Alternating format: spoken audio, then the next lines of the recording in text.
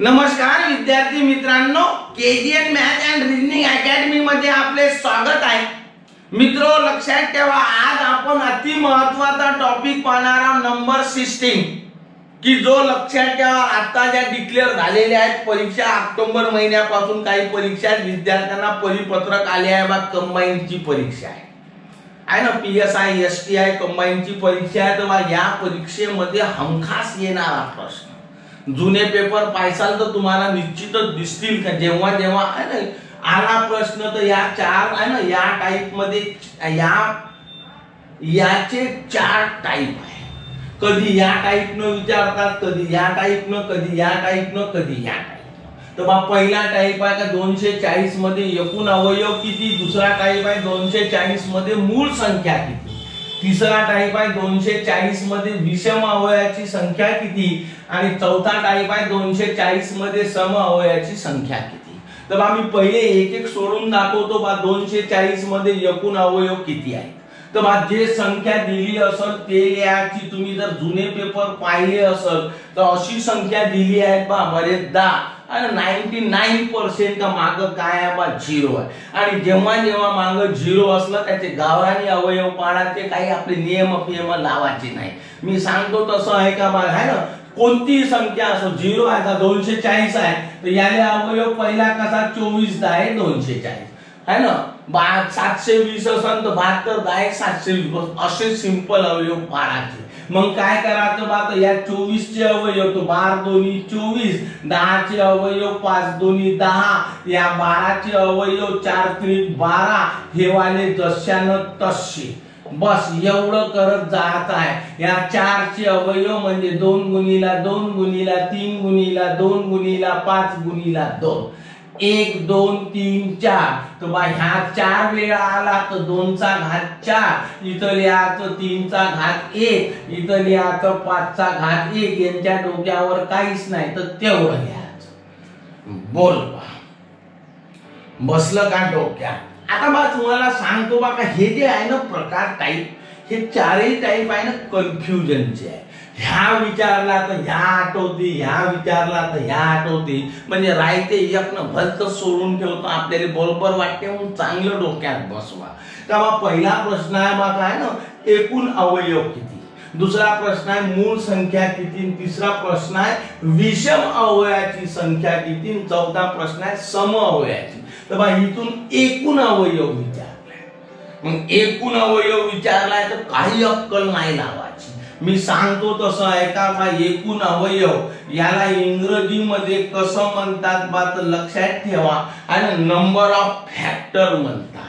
काय म्हणते रे बा, तर नंबर ऑफ फॅक्टर शब्द माहित असला तर बरं राहते। नंबर ऑफ फॅक्टर बिलकुल टेन्शन नाही घ्यायचं, हे पहिला नियम सांगत आहो आता का, हे याला पाया म्हणतात। याचे अशी कोणती संख्या असो, याची असे अवयव पाळायचे का जे अवयव जेव्हा तयार होतील त्या पूर्णच्या पूर्ण मूळ संख्या राहील।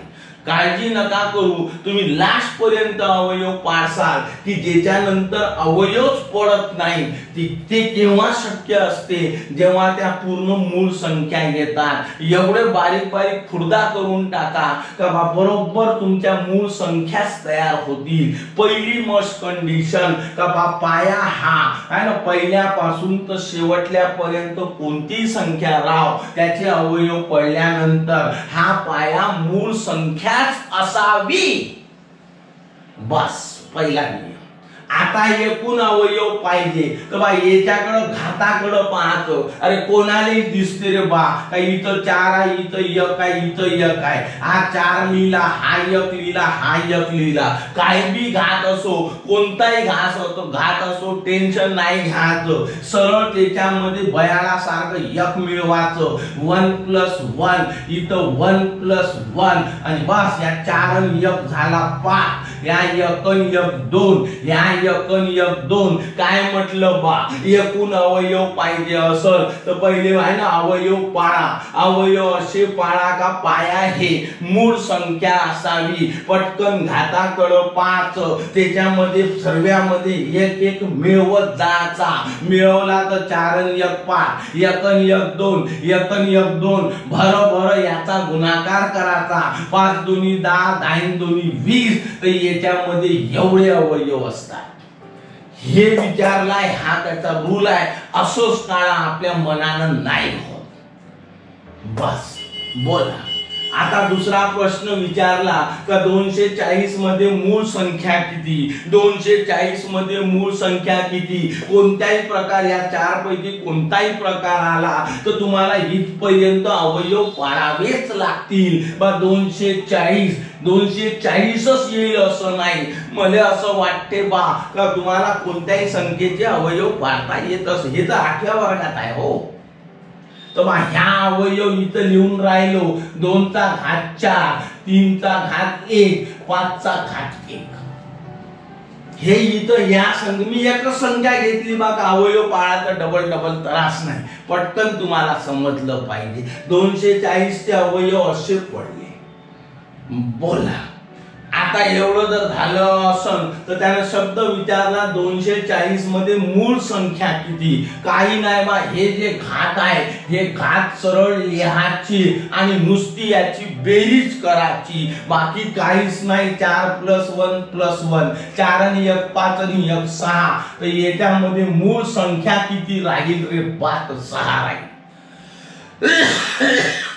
बोला. आता एवढं जर झालं असेल तर 240 मध्ये विषम अवयवाची संख्या किती? मग लक्षात ठेवा. बसलं का डोक्यात तर मग काही टेन्शन घ्यायचंच नाही. याचे अवयव पहिले पाळायचे. जे काही संख्या असेल त्याचे अवयव पाळायचे. इथं आपण अवयव पाळले 2 चा घात 4, 3 चा घात 1, 5 चा घात 1. शब्द वापरला विषम. असा शब्द आला का विषम अवयवाची संख्या किती? तर याच्यामध्ये 5. जो पाया सम असेल इथं हा पाया सम आहे. तो 1 डाव असो, 2 डाव असो, 2 असो, 4 असो, 8 असो, काही असो. सम आले पायाचे जेवढे पद असतील तेवढे पद कट करून टाकायचे, सोडून द्यायचे. त्याचा विचारच नाही करायचा. तर मग उरले कोणते? हे उरले 3 चा घात 1 गुणीला 5 चा घात 1. याने तर कटच करायचं. विषम शब्द आला तर या अवयवामध्ये समपाया असणारा जो पद असेल ते 1 असो, 2 असो का 10 असो, सर्व सोडून द्यायचे. उरलेले विषम पद पाया असणारे जेवढे पद असतील तेवढे घ्या. बोला. आता या 3 चा घात 1 आहे तर बाई याच्यामध्ये 1 मिळवा. म्हणजे 1 आणि 1 2. इथं जो असेल इथं 1 आला, उद्या 3 येईल, कधी 5 येईल, कधी 4 येईल, त्याचा काही घेणं देणं नाही. विषम बेस, विषम पाया असणाऱ्याचा जेवढे असतील त्याचे घात इथं 1 आहे. तर 1 लिहा, त्याच्यामध्ये 1 मिळवा म्हणजे झाला 2. याचा पण घात 1 आहे, त्याच्यात पण 1 मिळवा. 1 आणि 1 2. 1 मिळवल्यानंतर ज्या संख्या येतील या दोघांचा गुणाकार करा. 2 दोन्ही 4. तर तुमचं उत्तर आलं बा 240 मध्ये विषम अवयव असणाऱ्या संख्या किती? तर उत्तर काळ करायचं 4. आलं का लक्षात? मग पुढचा पाहून घ्या. 240 मध्ये समअवयवाची संख्या किती? विचार नाही करायचा, पटकन लिहायचं. 240 बरोबर हेच तुमचे अवयव राहील. 2 चा घात 4, 3 चा घात 1, 5 चा घात 1. बोला. मग आता एवढं जर झालं असल तर बा लक्षात ठेवायचं हो. बसलं का डोक्यात? पहिले काही नाही करायचं. हे पूर्ण अवयव आहे. सर्वांच्या घातामध्ये 1 1 मिळवायचं आहे ना. म्हणजे हे टोटल फॅक्टर झाले. एकूण अवयव. एकूण अवयव काय बोलत हाव रे बा? का बा हे पूर्ण आहे ना, याचे घात घ्यायचे. हा 4 आहे, हा 1 आहे, हा 1 आहे. प्रत्येकामध्ये किती असो अवयव त्याच्या प्रत्येकाच्या घातामध्ये 1 मिळवा. बोला आणि सरळ त्याचा गुणाकार करा। मी स्पष्ट लिहून दाखवत हाव। 4 + 1 गुणिला इथं 1 आहे, 1 + 1 गुणिला इथं 1 आहे तर 1 + 1 म्हणजे 4 आणि 1 5 गुणिला 1 आणि 1 2 गुणिला 1 आणि 1 2 5 दोन्ही 10 10 दोन्ही 20 हे झाले एकूण अवयव। हे नाही विचारलं तर आपल्याला सम अवयवाची संख्या विचारली। मग आता एवढं जर झालं असल अर्थबोध या झाला का एकूण अवयव म्हणजे हे जे काढलं होतं तेच तिथं आकाराचं आहे। याच्यामध्ये लक्षात ठेवा, बोला समजते का? अरे हो का नाही? सम पाहिजे तर याच्यामधले विषम ड्रॉप करायचे। बोला समजते का? काय बोललो बा तर लक्षात ठेवा, विषम वाले ड्रॉप कसे करायचे तर ते सांगतो का बा इथं विषम कोण आहे बा तर 3 आणि 5 आहे। तर आता विषम आले अवयव घ्यायचे तर इथं लिहायचं विषम अवयव। हे तुमच्यासाठी सांगत आहोत, नंबर ऑफ ऑड फॅक्टर। विषम अवयव अवयवाची है ना संख्या इंग्रजीत म्हणतात नंबर ऑफ ऑड फॅक्टर असं। तर बा लक्षात ठेवा इथं 3 आणि 5 आहे, या 3 चा घात 1 आहे तर त्याच्यात 1 मिळवायचा है ना। या 5 चा घात 1 आहे तर त्याच्यात 1 मिळवायचा आणि या दोघाचा करायचा गुणाकार 1 आणि 1 2 1 आणि 1 2 म्हणजे 2 दोन्ही 4।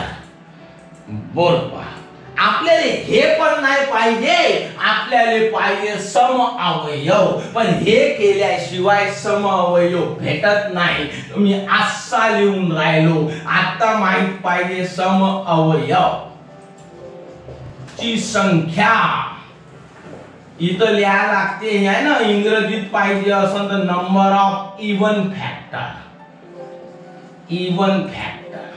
तर बाबा लक्षात ठेवा आहे ना, काय करायचं बा तर टोटल फॅक्टर मधून, हा टोटल फॅक्टर आहे एकूण अवयव, टोटल फॅक्टर याच्या मधून आहे ना काय करायचं ऑड फॅक्टर वजा करायचा। बस हे करायचं आहे तुम्हाला। टोटल फॅक्टर किती आहे 20 आणि आहे ना ऑड फॅक्टर किती आहे बा 4 म्हणजे 20 मधून 4 गेले तर 16। हे 5 ऑप्शन मध्ये त्याले काळ करायचं। म्हणून हा जो चौथा प्रश्न टाइप आहे हा जाणून बुजून विचारतात, कारण काय बा तर या टाइप मध्ये पहिला टाइप येतो 20 काढा है ना, तिसरा टाइप येतो 4 काढा असा है ना। 2 टाइप आले, या 2 टाइप मधून चौथा टाइप निर्माण होते। म्हणून खास करून ह्या टाइप जास्त विचारतात। म्हणून कृपा करून कन्फ्यूज होऊ नका है ना। कच्च पक्क केलं तर कन्फ्यूज होते। मूळ अवयव मूळ संख्या विचारली तर आपण हे काढणार आहोत, हे एक विचारलं तर हे काढसाल, असं नाही झालं पाहिजे। ॲक्युरेसी पाहिजे, म्हणून प्रॅक्टिस करा मित्र। परीक्षा डिक्लेअर झाले, जे मित्र परीक्षेला बसले असतील आता स्टार्ट करा इमानदारीनं। माझा व्हिडिओ आवडला असेल मित्र तर याला लाईक करा, शेअर करा, सबस्क्राइब करा। मित्रांना पण प्रेरित करा अभ्यास करण्यासाठी आणि घंटी जर नसन वाजवली तर आठवणीनं घंटी वाजवा। नमस्कार।